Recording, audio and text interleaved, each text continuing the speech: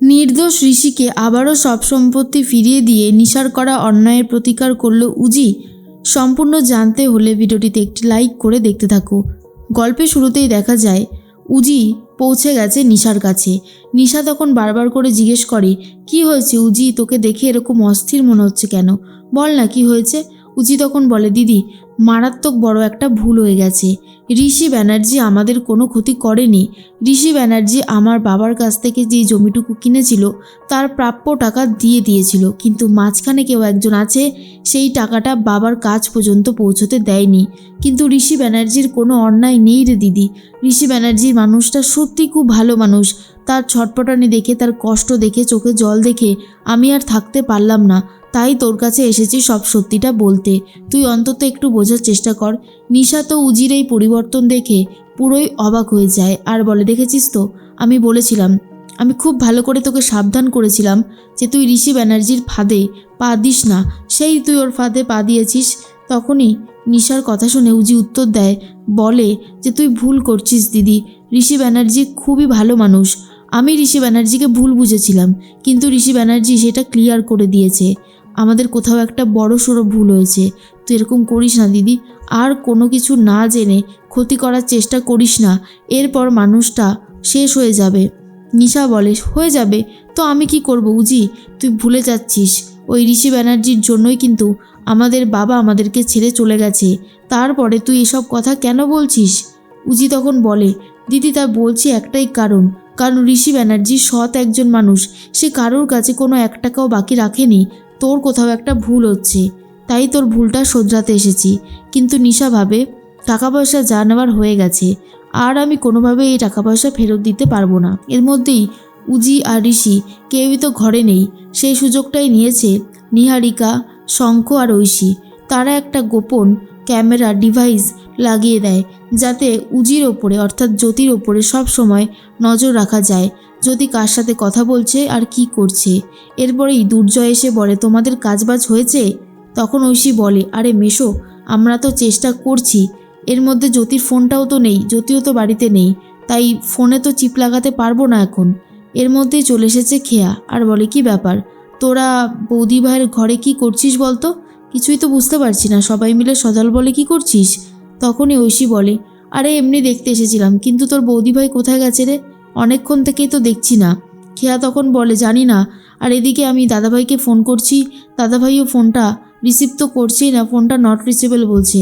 এবার কিন্তু আমার সত্যি খুব টেনশন হচ্ছে, দাদাভাইয়ের মাথার অবস্থা তো এখন ঠিক নেই। ঠিক আছে তো সব কিছু।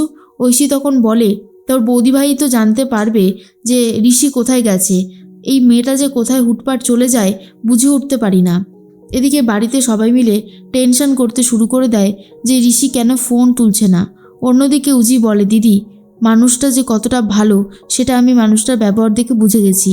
ঋষি ব্যানার্জি নয়, মিডিল ম্যান কেউ একজন আছে যে এই সব কিছুর পিছনে রয়েছে।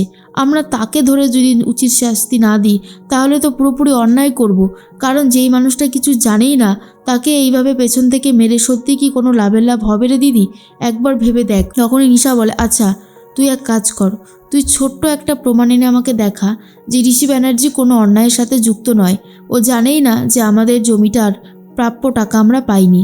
যদি কোনোভাবে আমার মনে হয়ে থাকে তবেই আমি এর বিচার করব, না হলে নয়। এবার অন্তত তুই থাম। উজি তখন বলে, দিদি আমি তোকে আগেই বলেছিলাম, এখনও বলছি, প্রমাণ আমি জোগাড় করবই, কিন্তু ততদিন পর্যন্ত তুই ঋষিবাবুদের আর কোনো ক্ষতি করবি না, কেমন। তখনই নিশা বলে, আচ্ছা ঠিক আছে, আমি ঋষিদের আর কোনো ক্ষতি করব না, হয়েছে। এরপর ভানুকে ডাকে আর বলে ব্যাংকে যাবে। ভানু যখন কাগজের মধ্যে ব্যাঙ্ক অ্যাকাউন্ট নাম্বারগুলো লিখতে থাকে তখন সেই অ্যাকাউন্ট নাম্বারগুলো ভালোভাবে দেখে মুখস্থ করে ফেলে উজি, যাতে পরবর্তী সময়ে উজির কাজে লাগে। এরপরে নিশা বলে, কি দেখছিস তুই এত মনোযোগ দিয়ে। উজি তখন বলে, কিছুই না, আমি আসছি, তুই কিন্তু আমার কথাটা ভালো করে মাথায় রাখিস।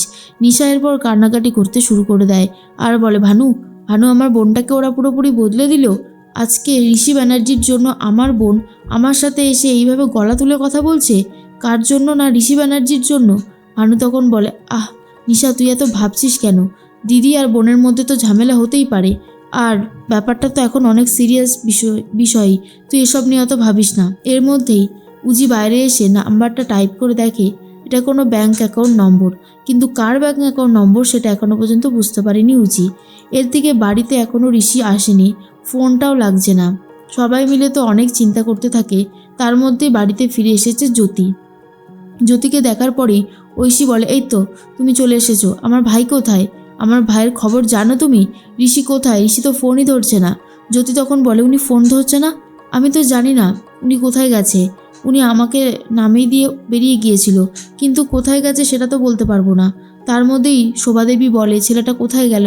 খুব টেনশন হচ্ছে। বলতে বলতে ঋষি চলে এসেছে। ঋষিকে দেখার পরেই শোভাদেবী বলে, এ কি ঋষি, এটা তুই কি অবস্থা করেছিস নিজের? হ্যাঁ, নিজের চেহারার দিকে একবার খেয়াল করে দেখেছিস কি অবস্থা? তখনই ঋষি বলে, আমি তো কখনো কারোর 1 টাকা পর্যন্ত মারিনি, তাহলে কেন আমার এই অবস্থা হলো? এই সব কিছুর পেছনে কে দায়ী? তখনই শোভাদেবী বলে, ভগবান আছে।